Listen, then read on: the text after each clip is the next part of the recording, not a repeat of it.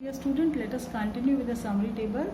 So in the last lecture we did transaction number 14, 15, treatment of expenses, treatment of income, outstanding expenses, prepaid expenses, accrued income and unearned income. So this is transaction number 20 related to depreciation. So depreciation is the reduction in the value of asset due to its continuous use. So this depreciation is going to decrease your capital because this is your expense and expense is going to decrease your profit, and decrease in profit means ultimately this is going to decrease the capital. So it will be deducted from the capital, and second aspect will be it will be deducted from the respective fixed asset.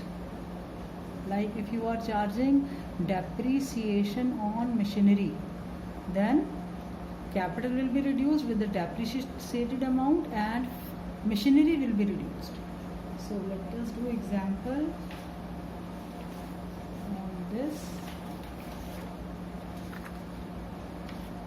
Depreciation. Let us suppose this transaction is given to you as depreciate machinery of rupees 1 lakh at the rate of 10% per annum. So can you calculate depreciation amount? What is the value of machinery? Value of machinery is 1 lakh. And how you are depreciating? This machinery is depreciated at the rate of 10%. So what is 10% of 1 lakh? 10% of 1 lakh will be 10,000. So your depreciation amount will be 10,000. 10,000 will be deducted from the capital, and an asset machinery will be given to you on the asset side with 1 lakh rupees. This is already given. From this we will deduct a depreciation of 10,000. So deducted from the capital and deducted from the asset.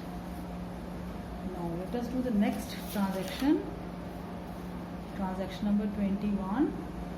So this is related to interest on capital. I hope you know the meaning of capital. Capital is the money invested by the owner.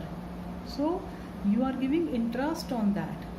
Interest on that means owner used to get benefit in two types of benefits. He is taking profit, and he can take interest on capital also from the business. So interest on capital from owner's point of view is a benefit which will be added to the capital. But if we say from firm's point of view, it is an expense. And you know how to treat expense. For expense we used to deduct this expense from the capital. So this interest on capital is treated in a very different way. It is to be added in capital as well as deducted from the capital. So added in capital, interest on capital. Why it is added? What is the reason? Because it will go to owner. So it will be added in capital, and moreover because from firm's point of view it is an expense. So it will be deducted from the capital.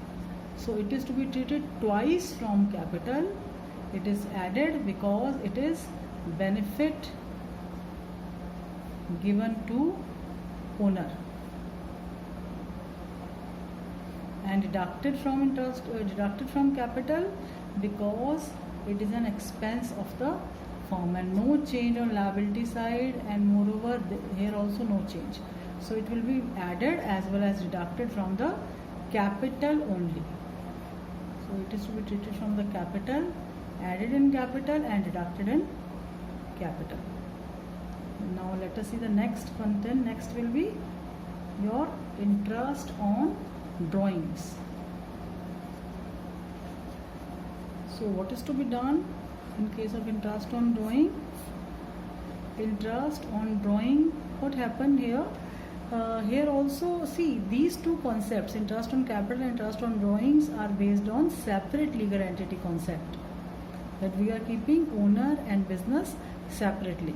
So likewise, when owner is withdrawing from the business, that will be for personal use, that will be considered as his drawing. So just to check on, keep a check on his drawing, we used to charge interest on drawing. So from owner's point of view, or this is to be taken from the owner,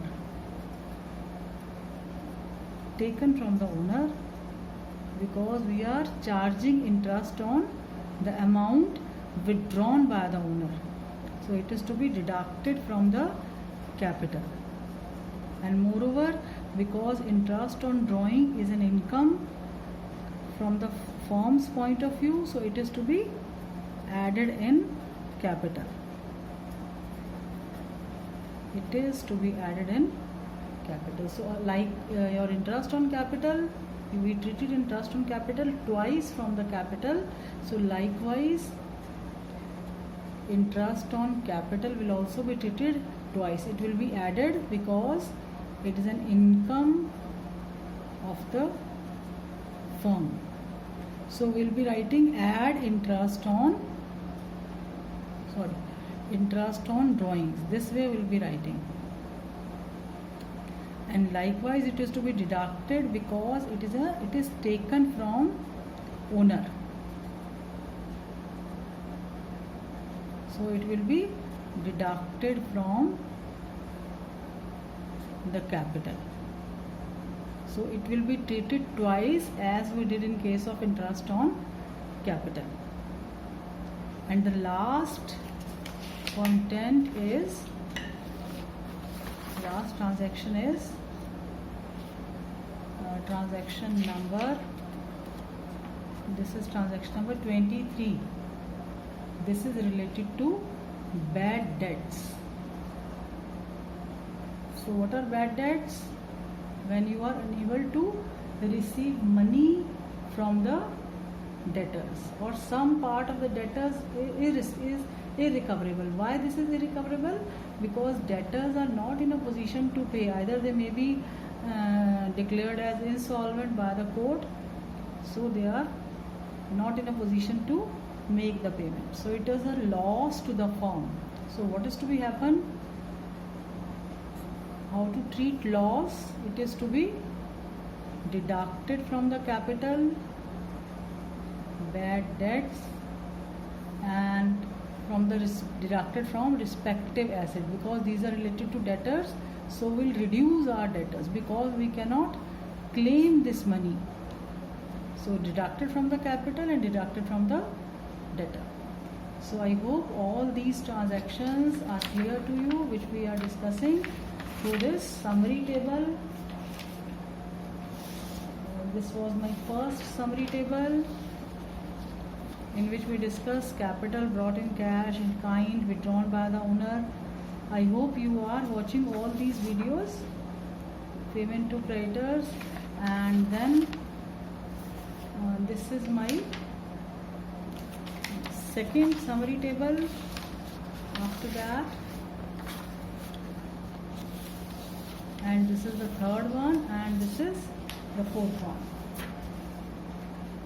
Sorry. This is second summary table, and this is the third one, third summary table, and this is the fourth summary table. So in the next lecture we will be practicing numerical directly from the book. So that's all for today. Have a nice day.